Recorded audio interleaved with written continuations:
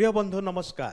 Church of Christ union church Bhubaneswar आनुकूल्य रे YouTube channel रे नियमित प्रसारित होता विशेष कार्यक्रम प्रातः ज्योति यही कार्यक्रम को आपण को स्वागत करुच्ची। यही कार्यक्रम रे आमने ईश्वरंकर वाक्यरू किछि ध्यान करि थाओ जहाँ आममानकर दैनंदिन जीवन निमंते उपकारी अटे, आवश्यक अटे। यह आममानकर जीवन यात्रा रे पाथेय जोगाए। सेथिपाई प्रिय बंधु यही कार्यक्रम को अनेक लोक पसंद करती एवं से माने मध्य नियमित एथिर दर्शक अटंती, एथिर अंशी अटंती।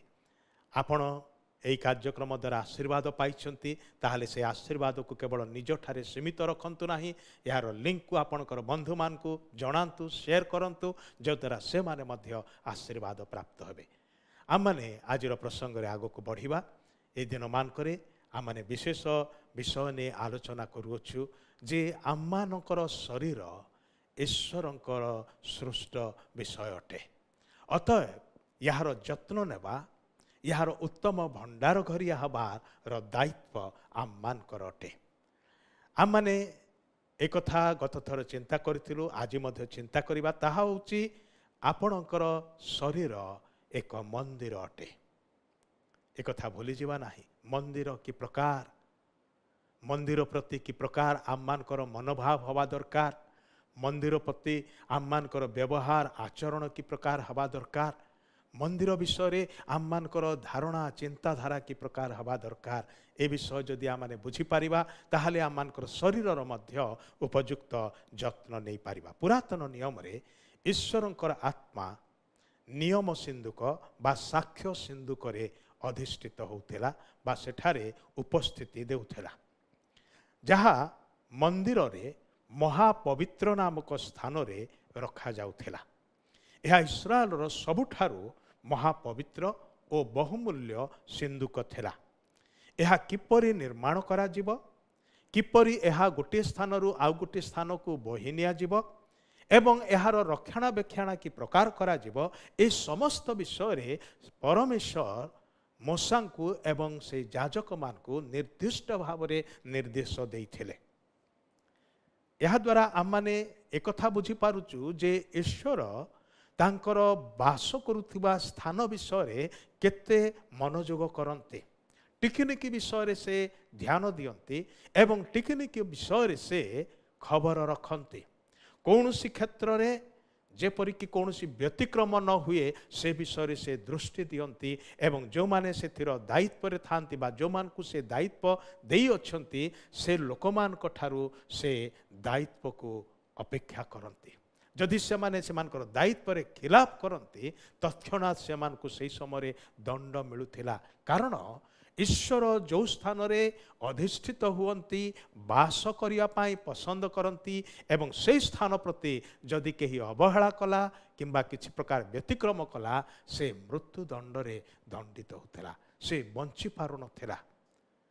ईश्वर पवित्र अटंती, अतएव ताहांकर बास करुथिबा स्थान मध्य पवित्र रहिबा दरकार। तेबे चिंता करी देखंतु, जदि याजक माने से समागम तंबू बा मंदिर से महापवित्र स्थान विषय अवहेलार मनोभाव पोषण करी खामखियाली भाव रे कार्य करिवे, ताहाले ईश्वर खुशी हेबे कि? से खुशी नुहंती, खुशी हेई नाहंती, बरं जो माने खिलाफ कले सेमानक प्रति दंड घटिथिला।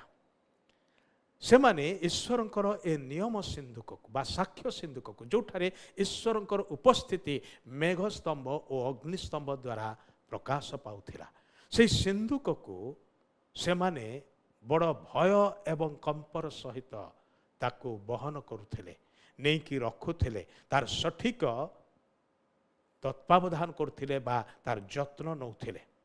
कौनसी याजक खामखियाली हेई पारिबो नाही, बेपरुआ हेई पारिबो नाही। जदि ताहा हुए तार परिणाम बड़ भयंकर हुए। जेतेबेले मंदिर तैयारी हेई नथिला, जेरुसलाम रो मंदिर, से समय राजा दाऊद कौन कले, नियम सिंधुक जनक घरे थिला, से स्थान रो से जेरुसलाम को आनिबा पाई इच्छा कले। सेतिपाई से समस्त लोक मान को नेले, याजक मान को नेले एवं से नियम सिंधुक को से आनिबा पाई जाउछंती। लेखा अछि ईश्वरक वाक्य रे, पुणी से माने परमेश्वर सिंधुक एक नुआ शगड़े रखी पर्वतस्थ अभिनादवर गृहरु आणिले। पुणी अभिनादवर पुत्र उष और अहियो सही नुआ शगड़ चलाइले। आउ से माने नाखोन नामक शस्यमर्दन स्थान उपस्थित हुए बलद माने अमणा हबारु उष हस्त विस्तार करी परमेश्वर सिंधुक को धरिला। सेतेबेले उष प्रति सदाप्रभुंकर क्रोध प्रज्वलित हैला। एणु परमेश्वर ताहार भ्रम सकाशु ताहाकु आघात करन्ते से सेहिठारे परमेश्वर सिंधुक पाखरे मला। आउ से माने एई अवस्था को देखि से माने भयभीत हो गले। प्रिय बंधु मन रखा दरकार सृष्टिकर्ता परमेश्वर जीवित परमेश्वर एकमात्र सत्य परमेश्वर से भयंकर परमेश्वर अटंती। ताहांक प्रति खामख्याली हेबा बिल्कुल बिल्कुल ग्रहणीय नुहे। सेथिपाई माने बहुत सतर्क हवा दरकार। ताहांक छामुको आसिला बेले कि प्रकार मनोभाव पोषण करिके आसीबा, कि प्रकार नम्रतार सहित आसीबा, कि प्रकार भय भक्तिर सहित आसीबा एटा जानिबा जरूरी अटे। एथिरे जो माने व्यतिक्रम करती से भयंकर परिणाम अपेक्षा करुछि। होई पारे उस जे प्रकार के से नियम सिंधुक काले पड़ीजीव बोलिकी ताकू धरिबा पाई जाइकी निजे मृत्युवरण कले आज हुए तो से प्रकार घटुना। कारण ईश्वर दयारे महान अटंती। से आममानकर दोष धरिकी दंड तत्क्षणात् देउना। मात्र तार अर्थ नुहे आम मैंने दोषमुक्त खामख्याली जीवन काटिकी ईश्वर प्रति भ्रूक्षेप न करिकी ताहांक प्रति भय भक्ति भाव न रखिकी आमे जेमिति चाहिए सेमिति ईश्वर को आमर इच्छा अनुसार हाथ बारिशी भली व्यवहार करवा एटा ही पारिबो नाही।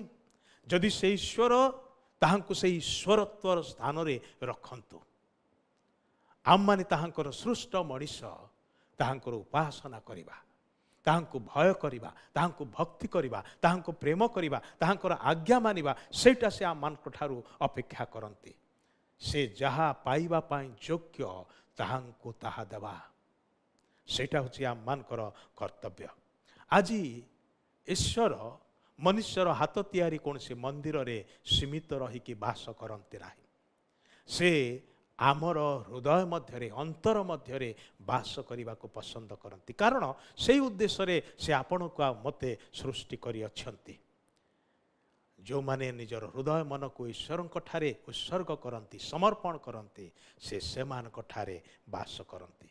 यही कारण प्रेरित पाउल वाक्य कथा कहले तुमर शरीर को तुम्हें विशेष भाव में मूल्यवान मन कर। कारण तुमर शरीर होची पवित्र आत्मांकर मंदिर अटे। या तुम्हें खामख्याली भाव में नियो नाही। आपणकर शरीर रे ईश्वरंकर आत्मा बास करती। एटा भूली जातु नाही। आ ताहांकु भय भक्ति करिकी आपणकर जीवन रे बंचिबा को चेष्टा करती। ताहले आपणकर जीवन धन्य हब। प्रभु आम मान को आशीर्वाद करंतु। धन्यवाद।